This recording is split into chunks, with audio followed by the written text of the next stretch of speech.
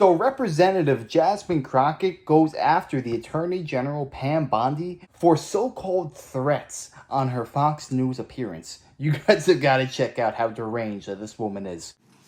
Thank the chairman. I now recognize the ranking member of the subcommittee, Jasmine Crockett. Thank you so much, Mr. Chairman. And I first just want to begin with a news alert. Guess what? Joe Biden is not the president anymore.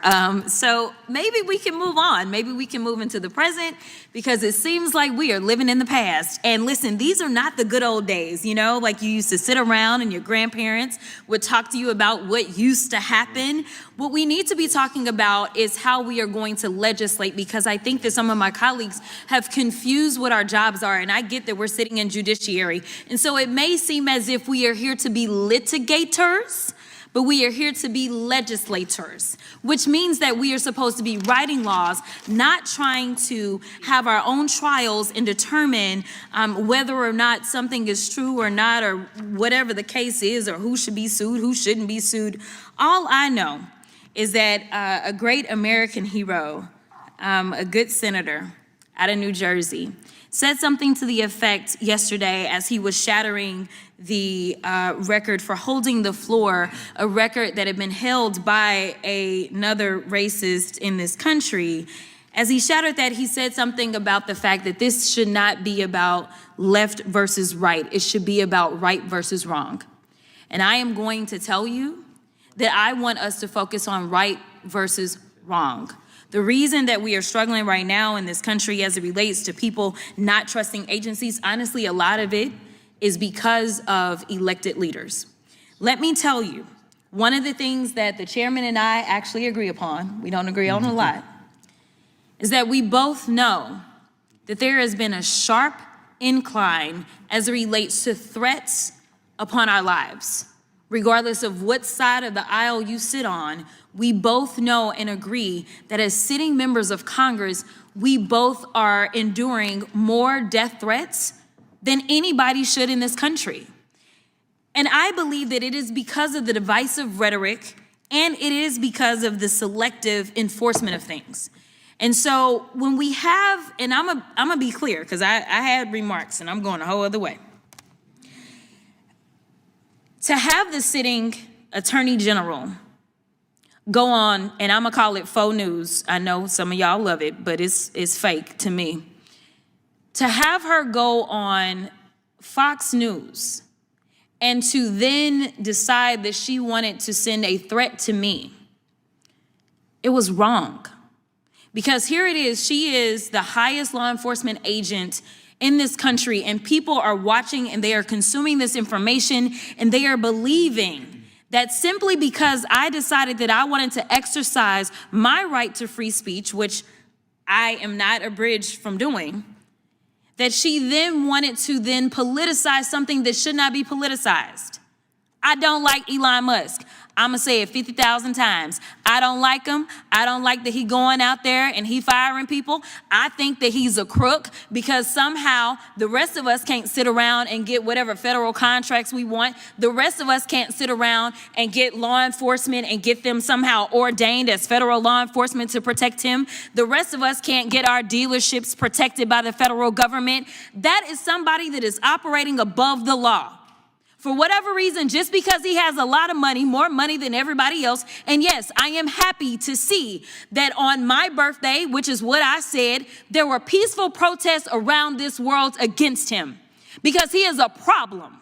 And so you never should have somebody that is sitting that high and is going to sit up here and threaten a sitting member of Congress when she knew good and well, if she watched the entire thing, that I specifically told protesters to make sure you consult with lawyers, just like I've told protesters over and over and over in the history of me advising people to go out and exercise their constitutional right.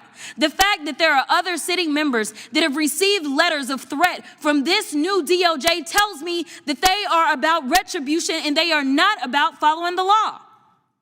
The reason that our party, or I won't even say our party, our country is torn apart is because we can't even agree on right versus wrong. This should not be left versus right. The only thing that we're asking is that we have law enforcement that will show up when there is an actual crime. If somebody calls and says, hey, I need you to investigate this cyber crime, or I need you to investigate this child pornography, or I need you to investigate this robbery, then we want somebody to show up, and we don't want them to look at us and act as if just because I'm black or because I'm woman, that I am not worthy of having that case investigated, because we have an administration that is continuously railing against diversity, equity, and inclusion, or we don't need people that show up that feel like diversity should not be valued. That is why we should have somebody that may show up and looks like me.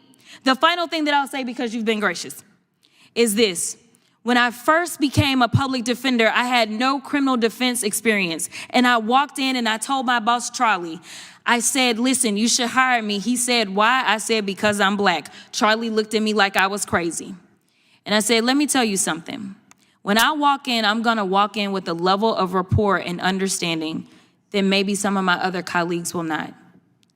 Charlie offered me my job, and I worked my butt off, and I worked really, really hard for all of my clients, not just those that look like me, and that is what it looks like to serve. If you were able to sit through that, congratulations, you deserve a medal, because that was freaking tough to watch. I will say this right now. Jasmine Crockett is everything wrong with this country today. Did you notice how she brazenly called other people racists live on Congress's floor? She thinks that's normal behavior. A racist used to have such a negative connotation. It used to be if you were called a racist, that's the worst thing in the world.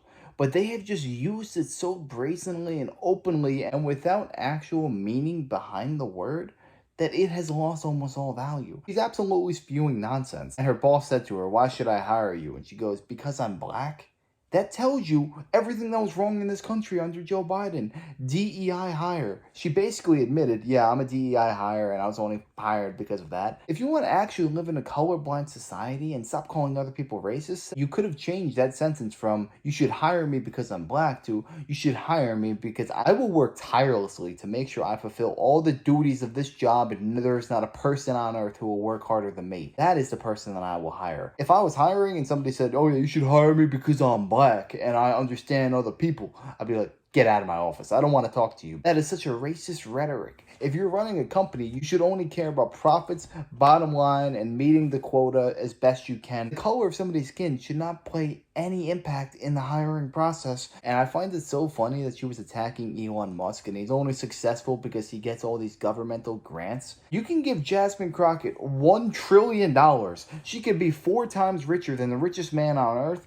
And I know for a fact, she would not add a single dollar in revenue. She would be losing money year after year after year until she has nothing. Elon Musk, whether you like him or not, the man is a winner. Everything he touches turns to gold. He is basically King Midas, and he is revolutionizing this world. So to just write off his successes and his accomplishments by saying he gets governmental grants and we support him and protect him, it's just lazy and arrogant behavior. But it's exactly what to expect when you talk to somebody like Jasmine Crockett. But yeah, let me know your thoughts on this down below. What do you think about Jasmine Crockett? Is she a hero to the African-American community, or is she just dividing this country by pulling us all apart? Let me know your thoughts. I'd love to hear that. And if you enjoyed, make sure to smash down, like, comment, subscribe, and wish you guys nothing but the best. Till next time.